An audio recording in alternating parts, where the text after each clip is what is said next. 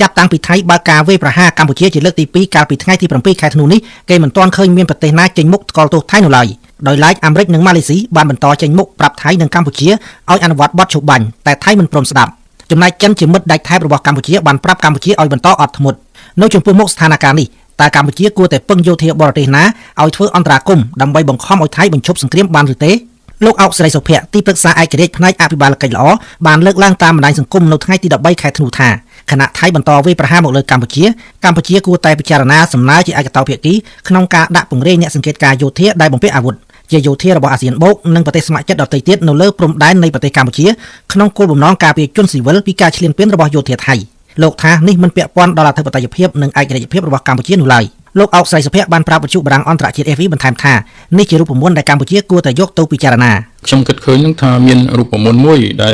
យើងហៅថាសម្ព័ន្ធប្រទេសស្ម័គ្រចិត្តនៅក្នុងការដែលយើងគៀងគរសម្ព័ន្ធប្រទេសស្ម័គ្រចិត្តហ្នឹងគឺនៅក្នុងគោលបំណងតែមួយគត់គឺដើម្បីនឹងធ្វើយ៉ាងណាសង្គ្រោះកុំឲ្យមានសោកនាដកម្មមនុស្សជាតិធំជាងនឹងតទៅទៀតព្រោះឥឡូវវាឡើងទៅដល់ចិត្តកន្លះលានហើយជាប្រវត្តិដែលភាសឹកណាដូច្នេះហើយវាកាន់តែធ្ងន់ធ្ងរខ្លាំងមែនទែនហើយនៅក្នុងហ្នឹងយើងនិយាយគ្នាច្បាស់គឺថាមិនមែនស្នើសុំឲ្យដាក់ពង្រាយយោធានៅលើទឹកដីកម្ពុជាទេណាប៉ុន្តែយើងស្នើសុំបន្តពីអ្វីដែលវាមានពីការព្រមព្រៀងនៅក្នុងការសម្របសម្រួលរបស់លោកអាន់វ៉ាអ៊ីប្រាហ៊ីមដែលជាប្រធានបដូវវេនរបស់អាស៊ានហ្នឹងគឺថាកម្ពុជាអាចស្នើសុំជាឯកតោភាគីណាដាក់ពង្រាយបន្ថែមនៅលើអ្វីដែលមានស្រាប់ហើយហ្នឹងនៅលើទឹកដីកម្ពុជានៅកន្លែងដែលក្តៅកគុកហ្នឹងធ្វើយ៉ាងណាដើម្បីនឹងការពារជីវិតប្រជាជនស៊ីវិលស្លូតត្រង់ពង្រាយដេញអ្នកសង្កេតការប៉ុន្តែអ្នកសង្កេតការដែលមានអាវុធក៏ប៉ុន្តែលោកបណ្ឌិតកិនភៀនអ្នកជំនាញវិទ្យាសាស្ត្រនយោបាយយល់ឃើញផ្ទុយពីនេះលោកថាកម្ពុជាមិនត្រូវពឹងលើយោធាបរទេសឲ្យចូលអន្តរាគមន៍ដើម្បីថៃបញ្ចប់សង្គ្រាមនោះបានទេហើយថាបើកម្ពុជាចង់ពឹងបរទេសក៏ទំនងជាគ្មានប្រទេសណាអាចជួយកម្ពុជាដោយមិនគិតពីផលប្រយោជន៍នោះឡើយបាទសម្រាប់ខ្ញុំ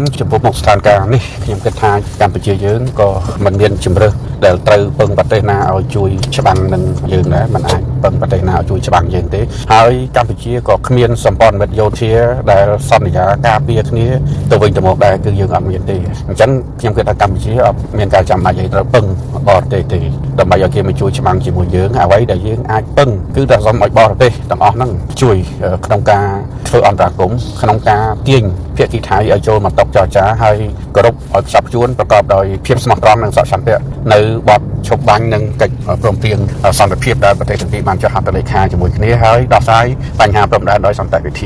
បើសិនបើការជួយខាងផ្នែកយោធាខ្ញុំគិតថាគឺមានតែក្រមយន្តការរបស់អង្គការសហជាតិគឺយន្តការក្រុមប្រឹក្សាសន្តិសុខអង្គការសហជាតិកម្ពុជាប្រសិនជាយើងអាចថាឲ្យមានអន្តរាគមន៍យោធាពីក្រុមប្រឹក្សាសន្តិសុខអង្គការសហជាតិនោះគឺជាជំរើសដ៏ល្អបំផុតសូមបញ្ជាក់ថាមកដល់ថ្ងៃទី14ខែធ្នូនេះសង្គ្រាមដែលថៃនឹងបើកការវាយប្រហារមុនមកលើប្រទេសកម្ពុជាបានឈានចូលដល់ថ្ងៃទី8លោកដូណាល់ត្រាំប្រធានាធិបតីអាមេរិកនិងលោកអាន់វ៉ាអ៊ីប្រាហ៊ីមនាយករដ្ឋមន្ត្រីម៉ាឡេស៊ីនិងជាប្រធានអាស៊ានជិតជាប់អាណត្តិបានប្រាប់ថៃនិងកម្ពុជាឲ្យអនុវត្តបទឈប់បាញ់ដែលចូលជាធរមានលើកទី2នៅម៉ោង10យប់ថ្ងៃទី13ខែធ្នូឆ្នាំ2025តែផ្ទុយទៅវិញពួកយោធាថៃនៅតែបង្កើនការវាយប្រហារមកលើកម្ពុជាលោកបណ្ឌិតសេងសារីអ្នកវិភាគនយោបាយលើកឡើងថាកម្ពុជាមិនអាចទៅពឹងប្រទេសណាឲ្យជួយអន្តរាគមន៍ដើម្បីបញ្ឈប់ការវាយប្រហាររបស់ថៃមកលើកម្ពុជាបានទេសូម្បីតែកម្ពុជាស្វែងរកការអន្តរាគមន៍ការទូតក៏ពិបាកផងដែរយើងឃើញថានៅពេលដែលកម្ពុជាមានបញ្ហាមួយថៃសូម្បីតែសម្ព័ន្ធមិត្តចាស់ដែលជាសម្ព័ន្ធមិត្តប្រវត្តិសាស្ត្រអ្នកជិតខាងទាំងកើតយើងនឹងក៏អត់មាត់មួយម៉ាត់ដែរហើយសហរដ្ឋអាមេរិកដែលចូលម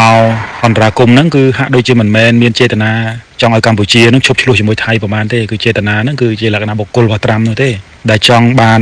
នពានរង្វាន់ Nobel ពិភពលោកនេះទៅដែលរកសន្តិភាពឲ្យប្រទេសនេះប៉ុន្តែជាការជាក់ស្ដែងគឺវាមិនមែនចេតនាពិតទេដូចខ្ញុំបានធ្លាប់និយាយកន្លងមកថាជាចចកដែលមកកាត់សេចក្តីឲ្យភេដូច្នេះមកដល់ពេលនេះយើងឃើញថាចិនដែលជាសម្ព័ន្ធមិត្តដៃថែបរបស់កម្ពុជាក៏អត់មាត់សហរដ្ឋអាមេរិកក៏បានតែនិយាយអត់មានអន្តរាគមន៍អីទេហើយណាមួយមកដល់ដំណាក់កាលមួយដែលថៃអត់ស្ដាប់អាមេរិកទៀតសម្ព័ន្ធមិត្តចាស់របស់ថៃហ្នឹងអត់ជាសម្ព័ន្ធមិត្តយុទ្ធសាស្ត្រហ្នឹងគឺថៃអត់ស្ដាប់ទេដូច្នេះហើយយើងឃើញថាមកដល់ពេលនេះកម្ពុជាអត់មានអាចទៅពឹងអ្នកណាឲ្យមកជួយអន្តរាគមន៍ផ្នែកយោធាបានទេពឹងគេឲ្យតែអន្តរាគមន៍ផ្នែកខាងការទូតប្រជុំថៃដើម្បីធ្វើមកជួយនិយាយជាមួយប្រទេសថៃឲ្យឈប់ឈ្លានពានកម្ពុជាហ្នឹងគឺមិនបានផងមិនបាច់ទៅសុំអន្តរាគមន៍យោធាពីប្រទេសសម្ព័ន្ធមិត្តទេបាទតែលោកអុកស្រីសុភ័ក្រយល់ថាប្រសិនបើថៃនៅបន្តទាត់ចោលការសម្របសម្រួលរបស់លោកដូណាល់ត្រាំនោះអាមេរិកនឹងមិននៅឈរអោបដៃមើលការបាញ់ប្រហាររបស់ថៃមកលើកម្ពុជាបន្តទៀតឡើយ ខ្ញុំគិតថាវាអាស្រ័យនៅលើកត្តាមួយចំនួនទី1យើងចាំមើលថាតើលោកអ៊ុនវ៉ាគាត់កោះការប្រជុំនៅថ្ងៃទី16ខាងមុខនេះរដ្ឋមន្ត្រីការបរទេសអាស៊ានទាំងអស់ដើម្បីទៅប្រជុំនៅកូឡាលំពូអំពីរឿង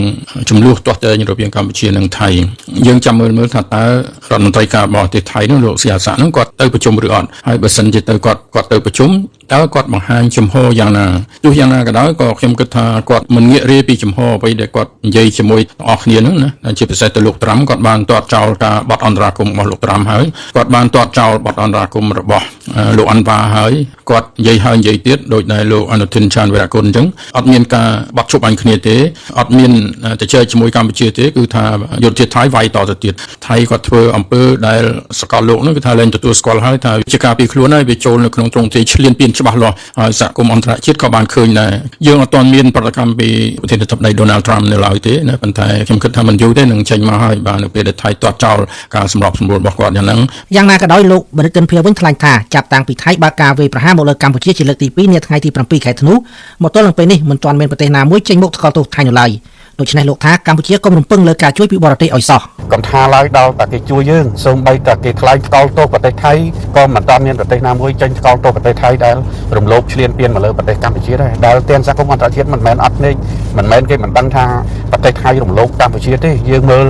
សព្វាវុធទំនើបដែលថៃប្រើនៅក្នុងសង្គ្រាមឈ្លានពានមកខ្លួនមកលើប្រទេសកម្ពុជានេះគឺវាមិនមានសមាមាត្រតលតែសោះបើធៀបជាមួយនឹងកម្ពុជាអត់មានយន្តហោះចម្បាំងកម្ពុជាអត់មានកំភ្លើងធំដែលបាញ់រយៈចម្ងាយឆ្ងាយដែលដូចតែថៃបានប្រើមកលើប្រទេសកម្ពុជាទេកម្ពុជាអត់ដែលបានប្រើប្រាស់កបបាយចកោដូចតែថៃបាននឹងកំពុងធ្វើទេមកដល់ពេលនេះមកនេះគឺអត់តាន់មានបរទេសណាមួយថ្កោលទោសថៃនៅឡើយទេបែរជាត្រឹមតែឲ្យកម្ពុជាអត់ធ្មត់នេះគឺជាចំណុចដែលយើងគិតថាយើងមិនអាចពឹងបរទេសណាបានទេក្រៅតែខំប្រឹងខ្លួនឯងស្រដៀងគ្នានេះដែរលោកបរិទ្ធសេងសេរីលើកឡើងថាកាលៈទេសៈនេះកម្ពុជាពិបាកទៅរកការពឹងពាក់បរទេសដើម្បីឲ្យថៃបញ្ឈប់សង្គ្រាមឈ្លានពានកម្ពុជាបើគ្មានអាណាអន្តរាគមន៍គឺកម្ពុជាត្រូវតែស្ទុះស្ទាបប្រឹងប្រែងលើវិស័យការទូតប៉ុន្តែដល់ឡែកខ្ញុំមើលទៅវិស័យការទូតរបស់យើងហ្នឹងក៏ត្រូវបានបរទេសមើលឃើញថាយើងហ្នឹងជារដ្ឋមួយខ្លាយទៅជារដ្ឋ scam state ទៅហើយជារដ្ឋឧក្រិដ្ឋកម្មអនឡាញចឹងហើយអាមុខមាត់លើឆានអន្តរជាតិយើងហ្នឹងវាពិបាកក្នុងការទៅពឹងគេទៅទៀតនៅក្នុងការផ្នែកអន្តរជាតិគេមើលយើងថាជាប្រទេសដែលជាសម្បុកចោលអនឡាញទៅហើយដូច្នេះហើយយើងពិបាកណាស់ក្នុងកលៈទេសៈនេះក៏ទោះបីយ៉ាងណាក៏ដោយគឺនៅតែប្រឹងប្រែងចឹងទៅនៅលើឆាកអន្តរជាតិជាពិសេសវិស័យការទូតដើរតួទៅមិនឲ្យអន្តរជាតិមើលឃើញថាឬក៏យើងបង្ហាញឲ្យមានផុសតាំងពិតប្រាកដទៅថាថៃវាពិតជាឈ្លានពានយើងមែនរឿងទី2អ្វីដែលយើងអាចធ្វើបាននោះគឺមានតែត្រៀមខ្លួនធ្វើសង្គ្រាមរយៈពេលវែងទេដំណាក់កាលនេះណាទោះបីយើងមិនបង្កហេតុក៏ថៃអត់ឲ្យយើងសុខដែរយើងខ្លាយទៅជាលបោយនៃនយោបាយផ្ទៃក្នុងដើម្បីតេទៀងប្រជាប្រិយភាពរបស់អ្នកនយោបាយបរិយានិយមរបស់ថៃទៅហើយអញ្ចឹងបញ្ហាព្រំដែនដែលកើតឡើងសង្គ្រាមរវាងថៃកម្ពុជានឹងមិនមែនជាសង្គ្រាមបែបជាតិនិយមទេហើយក៏មិនមែនជាសង្គ្រាមដណ្ដើមទឹកដីដែរជាសង្គ្រាមសងសឹកហើយក៏ជាសង្គ្រាមមួយដែលប្រើប្រាស់សម្រាប់តេទៀងប្រជាប្រិយភាពរបស់អ្នកនយោបាយបរិយានិយមនៅក្នុងប្រទេសថៃបាទ